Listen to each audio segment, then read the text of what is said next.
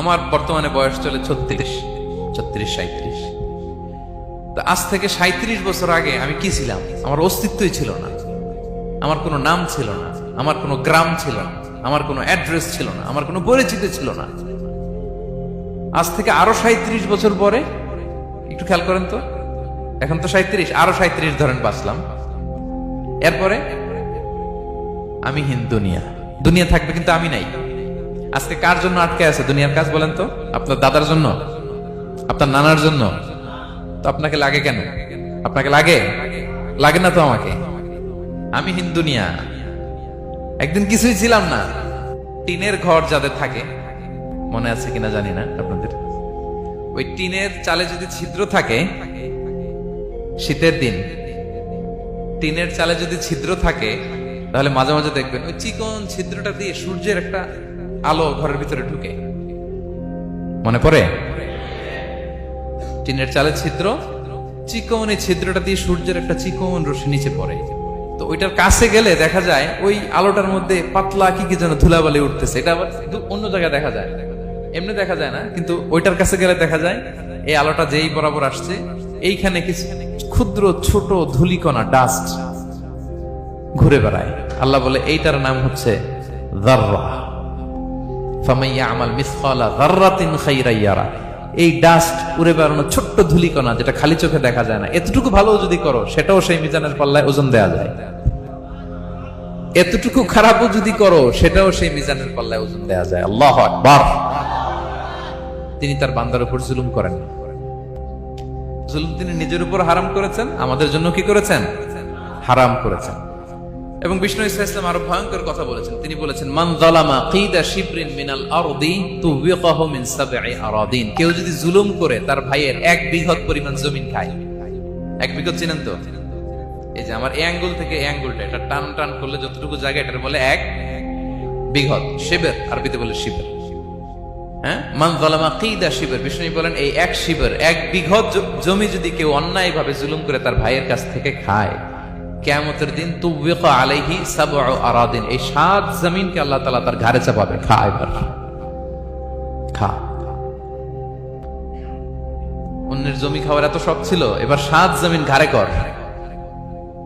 কিয়ামতের ময়দানে আপনার দেহটারে বিশাল আকৃতির করা হবে, এই 7 জমিনকে আপনার কাঁধে তুলে দেওয়া হবে। এজন্য আমরা অন্যের রাইটস, অধিকার যেন নষ্ট না করি, কারো উপর যেন জুলুম না করি, কোনোভাবেই না। আমরা নানাভাবে এই জুলুমটা করি। আমরা প্রায় দাদার সম্পত্তি থেকে ফুফুদেরকে বঞ্চিত করি, বাবার সম্পদ থেকে বোনদেরকে বঞ্চিত করি। হ্যাঁ, নিজের ভাই আরেক ভাইকে, আপন ভাই ভাইকে বঞ্চিত করে, জুলুম করে। এরকম দৃশ্যপট আমাদের সমাজে আছে না নাই বলেন তো? কিয়ামতের দিন আল্লাহর সুপ্রিম কোর্টের কাঠগড়ায় হিসেব দিতে হবে। আর এই জালিমদেরকে আল্লাহ তাআলা পছন্দ করেন না। এবং সবচেয়ে ভয়ঙ্কর ব্যাপার হচ্ছে, আপনি যখন কারোর উপর জুলুম করেন, ওই মাজলুম আর আল্লাহর মাঝখানে কোনো ফারাক থাকে না। আল্লাহ ওই ফারাকের পর্দা উঠায় নেয়। বিষ্ণু বলেন, ইত্তাকি দাওয়াতাল মাজলুম, তোমরা মজলুমের বদদোয়াকে ভয় করো, খবরদার। কারণ ফাইন্না লাইসা বাইনাহু ওয়া বাইনাল্লাহি হিজাব, তার আর আল্লাহর মাঝে কোনো পর্দা থাকে না। দোয়া করলেই ওটা আরশে যেয়ে কবুল হয়ে যায়। আল্লাহ তাআলার চারিপাশে অনেক পর্দা আছে। কেউ কেউ বলে 70,000 নূরের পর্দা। 70,000টা সহিহ হাদিস দ্বারা সাব্যস্ত না, কিন্তু অসংখ্য অগণিত পর্দা, এবং পর্দাও এটা নূরের পর্দা। আচ্ছা বলেন তো, জানলা দিয়ে বাইরের আলো ঠেকাতে আমরা দেয়ালে জানালায় কি লাগাই? পর্দা লাগাই। পর্দাটা কিসের তৈরি? মোটা কাপড়ের, যাতে করে ওই আলো না আসে। কিন্তু আল্লাহর চারদিকে যে পর্দা, ওই পর্দাটা কিসের? নূরের, আলো। ওনার পর্দায় আলো দিয়ে তৈরি। সুবহানাল্লাহ বললেন না? বিষ্ণু বলেন, ইত্তাকি দাওয়াতাল মাজলুম, মজলুমের বদদোয়াকে ভয় করো। ফাইন্না লাইসা বাইনাহা ওয়া বাইনাল্লাহি হিজাব, কেউ যখন মজলুম হয়ে কেঁদে বদদোয়া করে, তার আর আল্লাহর মাঝে ওই পর্দা থাকে না। বদদোয়া করছে, ডাইরেক্ট কবুল। খবরদার আমার পেনাঙ্গের ভাইয়েরা, আমরা যেন জালিম না হই। In it's any form, operation in it's any form, যেই কোনো ভাবে, যেই কোনো ক্ষেত্রে, যেই কোনো ধরনের হইতে পারে জুলুম। কাউকে আপনি ছোট্ট কোনো কাজে ঠকালেন, বন্টন নীতিতে ঠকালেন, হ্যাঁ, জমি মেরে দিয়ে ঠকালেন, আমানত মেরে দিয়ে ঠকালেন, ইন ইটস এনি ফর্ম। যদি জুলুম করে থাকেন, খবরদার, মজলুমের কান্না কখনো বৃথা যায় না। মজলুমের কান্না কখনো বৃথা যায় না। জীবনের কোনো না কোনো সময়ে এর প্রায়শ্চিত্ত আপনাকে করতে হবে। জীবনের কোনো না কোনো সময়ে এর প্রায়শ্চিত্ত করে আপনাকে মরতে হবে। তাহলে কোন বিশ্বাসী কি জালিম হতে পারে? কারণ ইন্নাল্লাহা লা ইউহিব্বুল যালিমিন, আল্লাহ তাআলা জালিমদেরকে পছন্দ করেন না। তাহলে জুলুমের সাথে আমাদের কোনো সম্পর্ক আছে? হ্যাঁ, কোনো সম্পর্ক আছে। তাহলে দুই শ্রেণীর ব্যক্তির কথা আমরা জানলাম যাদেরকে আল্লাহ পছন্দ করেন না। এক নাম্বার, প্রথমটা কে ছিল?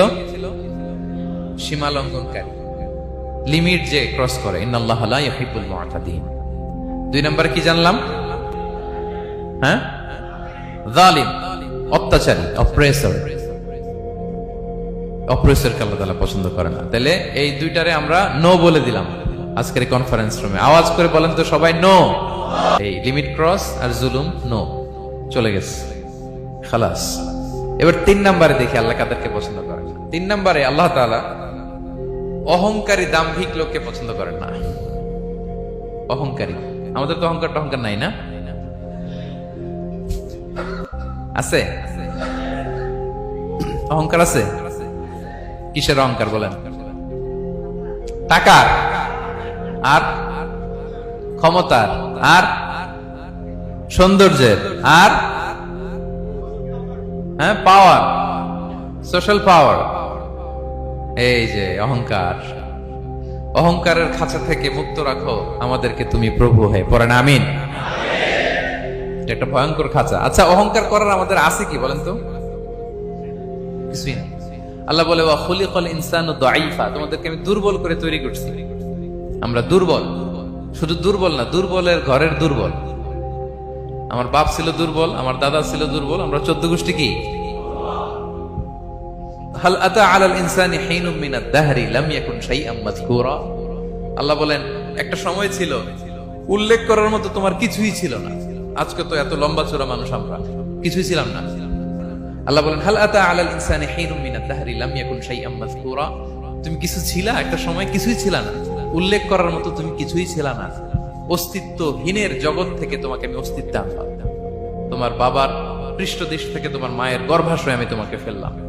সেখানে আমি আল্লাহ তোমাকে একটু একটু করে তিলে তিলে বড় করলাম। 9 মাস 10 মাস পরে মায়ের পেট থেকে দুনিয়াতে তুমি আসলে। দেখেন তো, দুনিয়ায় আসার পরে আমাদের অবস্থাটা কি? কাপড় নাই, চোপড় নাই, এভাবে চলে আসছি। আসার পরে কেউ যদি মুখে খাবার তুলে দেয় তাইলে খাইতে পারি, হ্যাঁ, তাও লিকুইড খাবার, এদিক দিয়ে দিলে এদিক দিয়ে পড়ে যায়, খালি মুছতে হয়।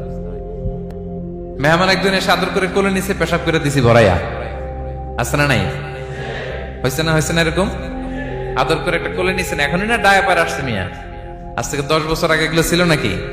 প্যাম্পাস ডায়াপার ছিল, এই কাঁথা টাতা নিয়ে কোলে নেওয়া লাগতো, তারপরে দিছে ওদিক দিয়ে, জামা টামা ভিজে শেষ। ইভেন রাসূল সাল্লাল্লাহু আলাইহি ওয়াসাল্লামের কোলেও এরকম বাচ্চারা পেশাব করে দিছে, এরকম হাদিস আছে। আদর করে মায়েরা বাবারা আসলেই তো তার বাচ্চাকে রাসূল সাল্লাল্লাহু আলাইহি ওয়াসাল্লাম কোলে দিতেন, পেশাব করে দিতেন। তো কার কোলে উঠছে এটাও জানি না, পেশাব করে ভরাই দিচ্ছে। পেশাব পায়খানা করে 6 লাভ। লিকুইড দিলে খেতে পারি, শক্ত কিছু খেতে পারি না। এই তো আমি, এই তো আমার ক্ষমতা। একজন যে বললেন ক্ষমতার অহংকার, এই তো ক্ষমতাটা তো এতটুকু। এরপরে যখন জোয়ান হয়েছে, এখন তো জোয়ান, এখানে একটা ভূমিকম্প হইলে কি অবস্থা হবে বলেন তো জোয়ানদের? হ্যাঁ, কাঁপতে কাঁপতে সব শেষ। একটা ভূমিকম্প, একটা তুফান হলে ওটার বিরুদ্ধে দাঁড়াতে পারি না। একটা তুফান, রাস্তায় টায়ার পাংচার হলে লাফ দিয়ে উঠি। ক্ষমতা আমার নাকি ক্ষমতার অহংকার? কি দুর্বল আমরা! হ্যাঁ, কুকুর আমাদেরকে কামড় দিলে আমরা কুকুরের কামড়ও দিতে পারি না, ঠিক কিনা? মশা যে কামড়া, এটা ধরতে না পারলে কিছু করতে পারি? কামড় মাইরা দিছে দৌড়। বল্লা পোকা এটা যদি কামড় দিয়ে দৌড় দিয়ে কিছু করতে পারেন? তো কিসের ক্ষমতা আপনার? এরপর আবার যদি 70-80 বছর হায়াত পাই, আবার আগের মতো যেখানে বসি ওইখানেই ডাইরেক্ট, আছে না নাই? বয়স যখন 80 হয়ে যায় আর থাকে শরীরের কন্ট্রোল, আবার যেখানে বসে ওইখানেই পেশাব পায়খানা। খাবার দিলে খাইতে পারি, পিঠটা বাঁকা হয়ে কুজু হয়ে গেছে, এর নাকি আবার অহংকার। সাজে অহংকার? সাজে? অহংকার সাজে একজনের, আওয়াজ করে বলতে হবে তিনি কে? 3 নম্বরে অহংকার দাম্ভিককে আল্লাহ পছন্দ করেন না। প্রিয় ভাইরা, আল্লাহ বলেন কারুনের ঘটনাকে আল্লাহ এখানে এনেছেন। আল্লাহ বলেন ইন্না কারুনা কানা মিন কওমি মূসা। কারুন ছিল মুসা আলাইহিস সালামের কওমের লোক। মুসা আলাইহিস সালামের কাজিন ছিল মূলত। কারুন নামে একজন সম্পদশালী ছিল। মিশরের রাজধানী কায়রো থেকে 100 কিলো দূরে ফাইয়ুম নামে একটা জেলা আছে, ওখানে তার বাড়ি ঘর। আমি দেখে এসেছি, কয়েকবার গিয়েছি। তো ফাবাগা আলাইহিম, সে মানুষের উপর চড়াও হলো। ওয়া আতাইনাহু মিনাল কুনুজি মা ইন্না মাফাতিহাহু লাতানু বিল উসবাতি উলিল কুওয়া। আল্লাহ বলেন এই কারণকে আমি এত সম্পদ দিয়েছি, এত বেশি ছিল তার সম্পদ, সম্পদগুলো যে সে আলমারির ভিতরে রাখতো, ওই আলমারির যে চাবি হইতো, এই চাবিগুলোরে ওজন করার জন্য, কাঁধে নেওয়ার জন্য 10 জন পেশি শক্তি পুরুষ লাগতো। আলমারি রাখার জন্য না, কি রাখার জন্য? আলমারি ভর্তি যে সোনা দানা গহনা, ওইটার যে চাবি, ওই চাবিগুলা বহন করতে একদল পেশি পুরুষ লাগতো, এত সম্পদ। তো তাকে এলাকার লোকেরা বলেছিল খলালাহু কওমুহু লা তাফরাহ, হে কারণ তুমি গর্ব করো না। কারণ তাকে বলছিল মুসা আলাইহিস সালাম যাকাত দাও। সে বলতেছে আমি যাকাত দিব কেন? এই সম্পদ তো আমার। ইন্নামা উতিতুহু আলা ইলমিন ইনদি, আমি আমার বুদ্ধি খাটায় এই সম্পদ কামাইছি, আমার সম্পদ আমি খাবো, আমি যাকাত দিব কেন? আল্লাহ বলেন ইন্নাল্লাহা লা ইউহিব্বুল ফারিহিন। কারণ তুমি অহংকার করলে আমি আল্লাহ অহংকারকে বরদাস্ত করি না, অহংকারীদেরকে আমি আল্লাহ পছন্দ করি না। আমি অহংকারকে পছন্দ করি না, অহংকারকে আল্লাহ তাআলা পছন্দ করেন না। কি হয়েছিল কারণের নসিবে? আল্লাহ বলেন ফাখাসাফনা বিহি ওয়া বিদারিহিল আরদ ফামা কানা লাহু মিন ফিআতি ইয়ানসুরুনাহু মিন দুনিল্লাহ ওয়া মা কানা মিনাল মুনতাসিরিন। আল্লাহ বলেন সে যখন অহংকার দেখালো, আমি কারুনকে আর কারুনের সব সম্পদ মাটির ভেতরে দাবিয়ে দিলাম, মুহূর্তেই দাবিয়ে দিলাম। সহিহ বুখারীতে এসেছে ইয়াতাজালজালু ফিল আরদ, প্রতিদিন 1 বিঘত করে কারুন জমিনের ভিতরে যেতেই থাকবে, যেতেই থাকবে, যেতেই থাকবে কিয়ামতের আগ পর্যন্ত। আল্লাহু আকবার। কারণ অহংকার করেছিল। আল্লাহ বলে আমি অহংকারীদের পছন্দ করি না। সূরা লোকমানে আল্লাহ বললেন ওয়ালা তুসাইর খাদ্দাকা লিন্নাস, মানুষ থেকে মুখ ফিরিও না। ওয়ালা তামশি ফিল আরদা মারাহা, জমিনে অহংকার ভরে হেঁটো না। ইন্নাল্লাহা লা ইউহিব্বু কুল্লা মুখতালিন ফখুর, আল্লাহ তাআলা অহংকারীদেরকে, দাম্ভিকদেরকে পছন্দ করেন